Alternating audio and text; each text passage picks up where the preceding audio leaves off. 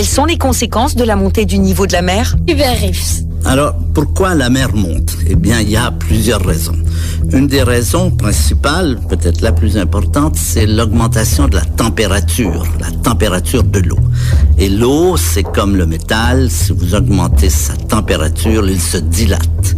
Total que les niveaux des océans augmentent.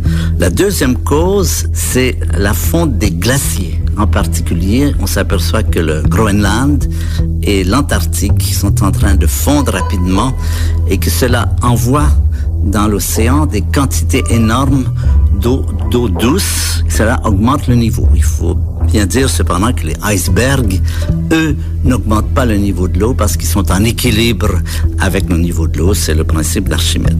Donc la cause, c'est le réchauffement planétaire, surtout sur ces deux aspects. D'abord, la dilatation de l'eau et deuxièmement, la fonte des glaciers. Alors, on s'aperçoit que depuis le début du siècle, on a gagné une trentaine de centimètres et qu'on gagne quelques millimètres, c'est 30 millimètres par année. Ça veut dire quoi? Ça veut dire que les pronostics, les prévisions pour l'avenir sont très inquiétantes. On parle pour la fin du siècle, 2100, les estimations sont difficiles parce que c'est une science qui est mal connue, de plusieurs mètres de hauteur de niveau.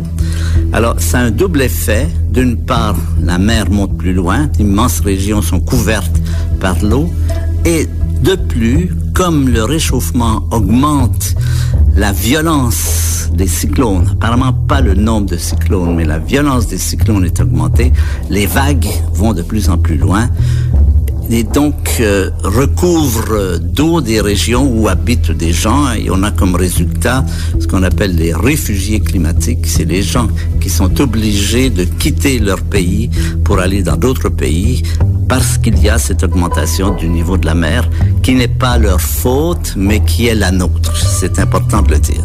En augmentant la température, nous augmentons les pluies. Et cela est un autre effet qui est relié et qui fait qu'au Bangladesh, dans un pays où il y a 20 millions de personnes, ces 20 millions de personnes pourraient être amenées à émigrer, encore une fois, à cause de nous.